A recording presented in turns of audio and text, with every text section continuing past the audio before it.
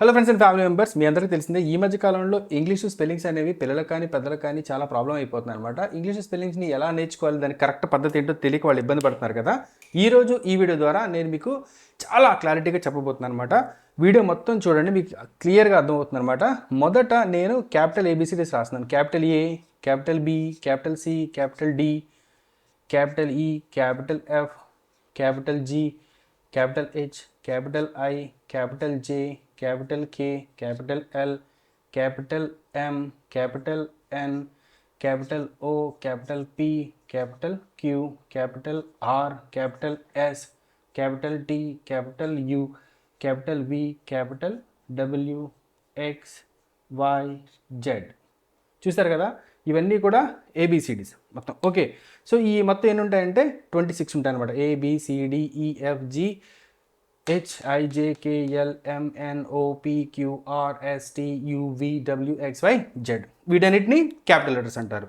తర్వాత మనం వీటికి స్మాల్ లెటర్స్ కూడా మనం రాయాలన్నమాట. అవి కూడా రాసేస్తున్నాను చూడండి. ఏంటంటే small A, small B, small C, small D, small E, small F, small g, small h, small I, small j, small k, small l, small m, small n, small o, small p, small q, small r, small s, small t, small u, small v, small w, small x, small y, small z.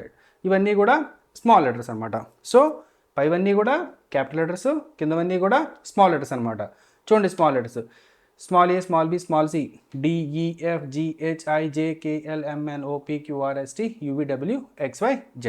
So వీటి వల్ల ఉపయోగం ఏంటంటే మీకు చాలా క్లియర్గా చెప్తాను అనమాట. ఏదైనా ఒక పేరు రాసే ముందు మనం ఏం చేస్తామంటే ఆ పేరు మొదట మనము క్యాపిటల్ లెటర్స్ రాస్తాం, తర్వాత మిగతా అన్ని కూడా మనము స్మాల్ లెటర్స్ రాస్తాం. అదేవిధంగా సెంటెన్స్ స్టార్ట్ అయ్యే ముందు మనం స్మాల్ లెటర్స్ రాస్తాము.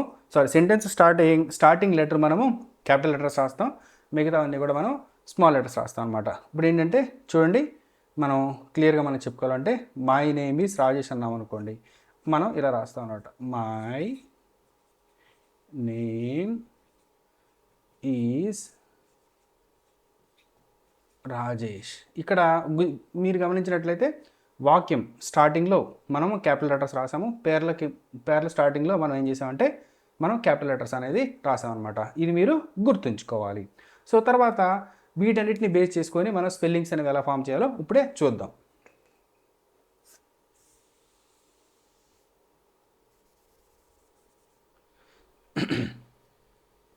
చూడండి, చాలా చాలా సింపుల్ అనమాట. వీటన్నిటి నుంచి మీకు ఏంటంటే ఇందులో మీకు బబల్స్ ఉంటాయి, కాన్సనెంట్స్ ఉంటాయి. వీటన్నిటిని డివైడ్ చేసి ఎలా చేయాలో మొత్తం చెప్పి మిమ్మల్ని కన్ఫ్యూజ్ చేయదలుచుకోలేదు. ఫస్ట్ మనం ఏం చేద్దామంటే ఈ రెండు పదాలను కలిపి, అంటే ఏవైనా రెండు అక్షరాలను కలిపి మనం ఒక పదాన్ని ఎలా తయారు చేసుకోవచ్చో, మనం ఎన్ని రకాల పదాలు తయారు చేసుకోవచ్చో మనం ఇప్పుడు చూద్దాం అనమాట. చాలా సింపుల్గా చెప్తాను అనమాట. మీరు నాతో పాటు చెప్తూ మీరు ప్రాక్టీస్ చేసుకోండి. సో ఫస్ట్ మనం ఏం చేద్దామంటే నేను అన్నీ కూడా స్మాల్ లెటర్స్ రాస్తాను, మీరు గమనించండి. పెద్దగా రాస్తాను. AM, AM, am, AN,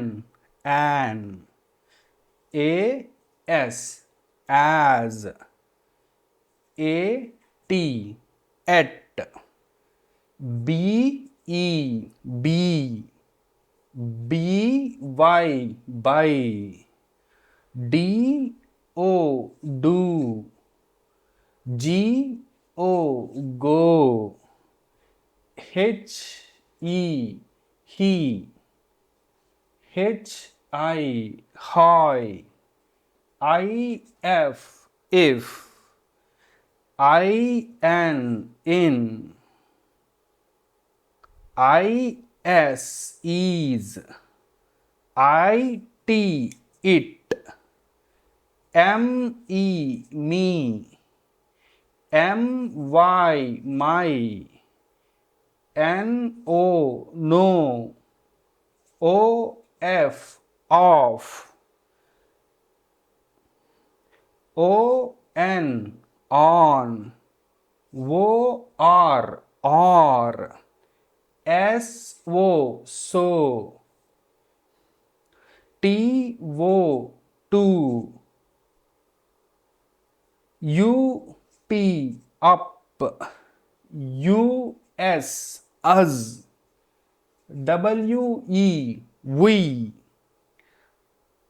AX ax, EX ex, ID ఇది మీరు మెయిల్ ఐడి, ఇది మీరు వినే ఉంటారు, OX ox, YEA, UP up, BY by మళ్ళీ వచ్చింది, టు డూ సో, అంతే. యూపీ అప్ ఇక్కడ వరకు మీకు అర్థమై ఉంటుందని నేను అనుకుంటున్నాను అనమాట.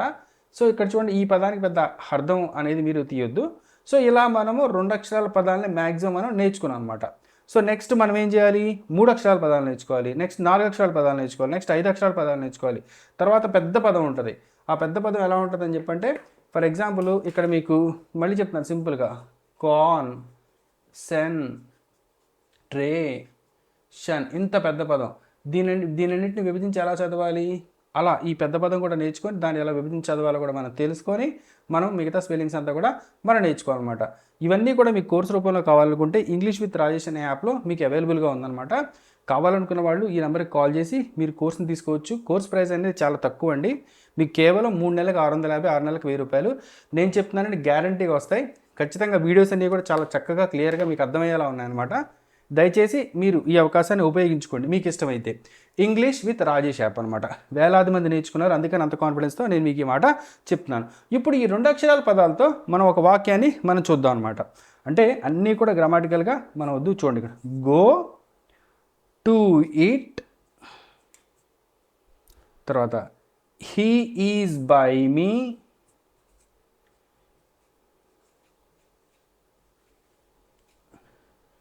తర్వాత వి గో అప్, అన్ని సెంటెన్సెస్ అనమాట ఇవన్నీ.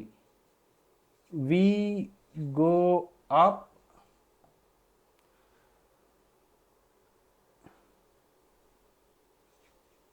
As we do so,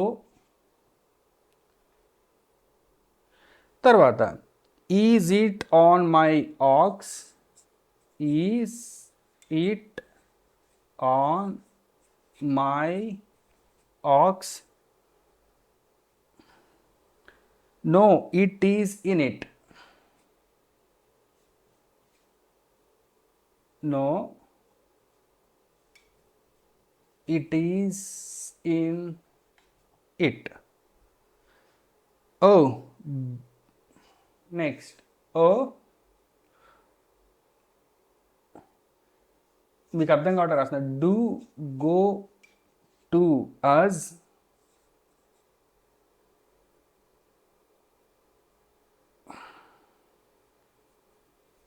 if we go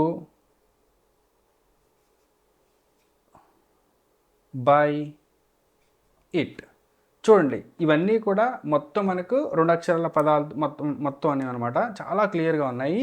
మళ్ళీ ఒకసారి రిపీట్ చేస్తాను మీకోసం. చూడండి, AM am, AN an, AS as, AT at, BE be, BY by, DO do, GO go, HE he, HI hi, IF if, IN in, IS is, IT it, ME me, MY my, NO no, OF of, ON on, OR or, SO so, TO to, UP up, US us, WE we, AX ax, EX x, ID, OX ox, UP up.